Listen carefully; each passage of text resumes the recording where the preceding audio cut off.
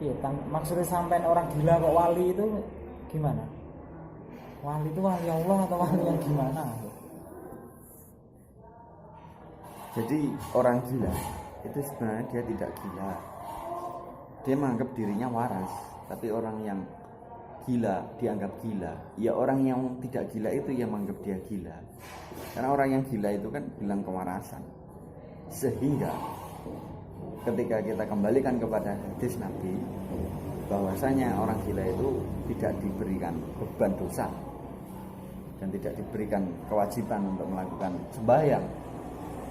Jadi malaikat itu akan mengangkat pena, malaikat rohib akan mengangkat pena selama orang itu ada 3 hal. Pertama, dia belum balik.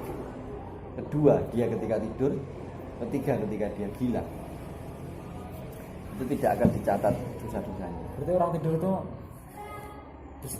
tidak akan ada catatan apapun. Enggak ada. Jadi ketika panjenengan lihat orang tidur ya enggak ada perbuatan. Dia kan enggak berbuat, enggak melakukan tidak satu hal. Akal juga ya, akalnya Enggak beristirahat.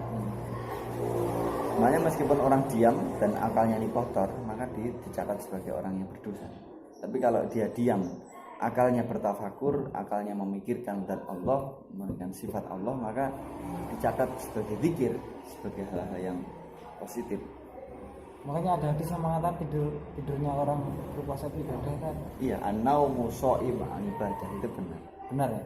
Daripada dia melakukan hal-hal yang dianggap berdosa, Tidur. baik tidur. Dan bagusnya lagi kalau kita lihat konon katanya orang-orang itu orang gila itu adalah wali. Itu benar juga, Mas. Iya. Gini, Mas. Jadi orang gila itu kan nggak punya pengakuan ya. Istilahnya nggak pengen diakui. Dan umumnya orang manusiawi orang itu pengen diakui. Dia naik motor aja pengen diakui. Aku loh di motor. Padahal motor itu punya Allah. Itu dia makanya sementara. Paling kalau dia mati nanti motornya dipakai anaknya. Anaknya mati nanti dipakai anaknya lagi. Hakikatnya harta itu kan punya Allah. Ma fis samawati wa ma fil ardh kan lillah, punya Allah. Nah, orang gila itu nggak punya apa-apa. Yang punya ya dirinya sendiri. Bahkan dia bisa hidup lama karena memang nggak punya beban pikiran. Yang difikirkan hanya dirinya sendiri. Ketika dia memikirkan dirinya sendiri, ketemu sama Allah. Sehingga kadang apa yang dikatakan orang gila itu ayat-ayat suci Al-Quran. Yang dikatakannya itu adalah sanepan-sanepan Jawa yang memberikan keterangan hidup, keterangan batin, keterangan personal, ya kan, keterangan Tuhan. Jadi kadang orang gila itu ada benarnya. Tadi Mas saya bilang orang gila itu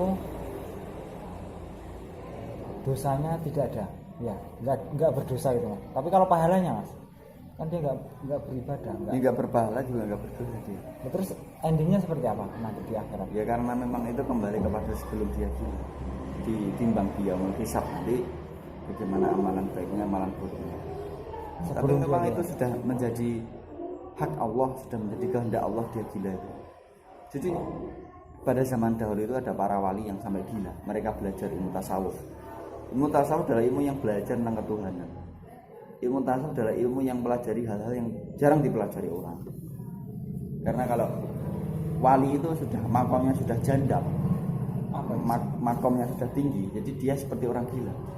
Dia berjalan-jalan ke pasar, kemudian dia mengatakan Allahu Ahad, Allahu Akbar, Allahu Ahad.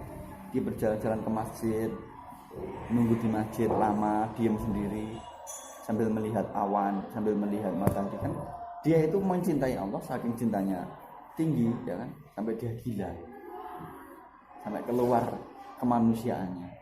Kalau kita kan dilingkupi kemanusiaan, kita kan dilingkupi sosial, tapi mereka tembus di situ, sehingga dia melakukan ekspektasi yang lebih, sehingga dikatakan sebagai orang yang gila, majnun. Maka itu memang diperbolehkan atau enggak kan? Apa? Secara enggak langsung kan berarti dia hanya menghilangkan dunia. Dia tidak bersosial, dia tidak bekerja, tidak mencukupi. Bagaimana cara mereka mencukupi kebutuhan keluarga? Gimana? Ya sebenarnya ketika kita kembali kepada konsep dasar ilmu tasawuf kan, ilmu tasawuf itu kan belajar tentang ketuhanan, belajar tentang bagaimana mendekatkan diri kepada Allah. Ya.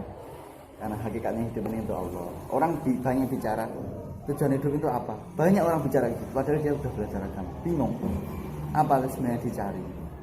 Orang kalau masuk ke dapur yang dicari maka bumbu. Orang kalau ke pasar yang dicari adalah sayur. Kalau orang ke supermarket yang dicari ya kebutuhan sehari. Nah, orang kalau masuk dunia apa yang dicari kan gitu.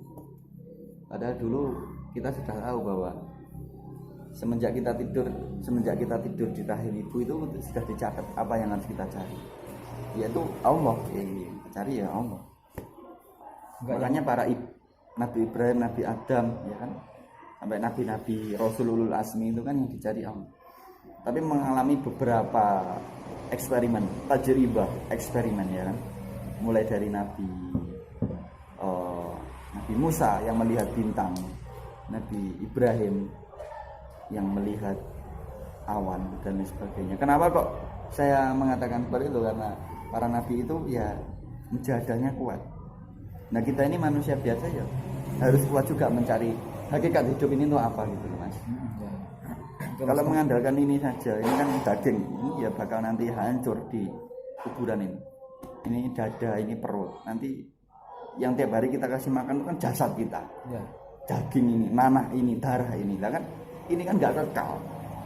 Sementara mungkin paling pol umur 80 tahun, maksimal 70. Dia mati nanti. Nah, yang kekal apa ini loh? Keyakinan yang menghujam di hati inilah yang nanti kita akan bawa. Roh kita. Roh. Ya, roh. Bicara roh maka kita bicara hal-hal yang tidak terlihat seperti itu. Waalaikumsalam. Mas Ustadz, gini, saya itu pernah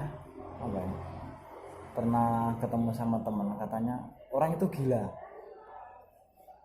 Dulu itu orangnya belajarnya sangat rajin sehingga mengakibatkan gila.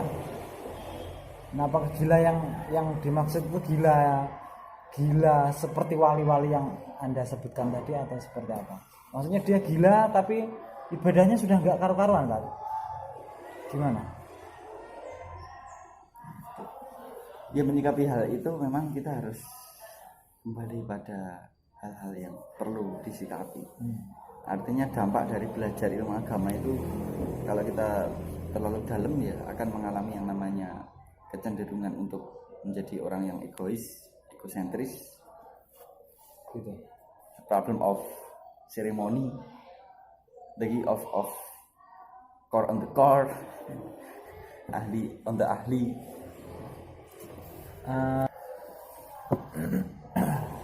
Terus Mas, gini.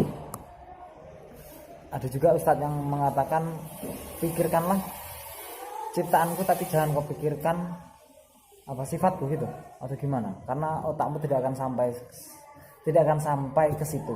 Itu bagaimana? Iya, benar Mas Heru Setiawan yang saya banggakan.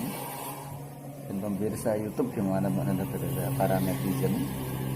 Jadi otak kita ini mempunyai kapasitas yang terbatas. Yeah. Jadi kalau kembali kepada Al-Quran, bahasanya Al-Quran mengatakan pikirkanlah, ya, tafakurilah apa-apa yang saya ciptakan. Jangan pikirkan tentang diri saya. Karena Allah bilang gitu. Ya. Maksudnya itu apa? Memang firman ya? Ya, itu adalah perkataan Dawe Gusti Pangeran kagem kula lan panjenengan sami. Ya, terus artinya begini Mas. Otak kita ini kalau kita belah ini kan bobotnya hanya 2 ons. Itu nggak bisa mencapai tentang derajat ketuhanan. Kita nggak bisa mencapai alam dimensi ketuhanan, alam dimensi hakikat tauhid itu dengan otak. Otak ini hanya sebagai saringan. Nah, fokusnya nanti di sini Mas, di hati. Orang kalau pengen mencapai derajat paling tinggi itu dengan hati, dengan kolbun, dengan sir, dengan fuad. Banyak materi-materi tentang hati. Nah, orang kalau berpikir mengandalkan teori di kepala saja, maka dia akan bodoh. Karena jadinya kalau kita mencapai Allah dengan akal nggak bakal sampai. Karena akal ini kita bicara sebab akibat. Akal itu bicara tentang kebenaran, kebatilan. Belajar tentang kesalahan, kebenaran. Belajar tentang ruang dan waktu. Tapi kalau kita bicara Allah tidak terikat ruang dan waktu.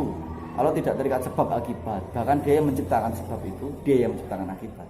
dan dia berkehendak tak semua. terbatas ini Iya, ya. luas, dan itu hati yang mencapai. Nah, Ini kalau kita tidak- bicara, ini merutuk.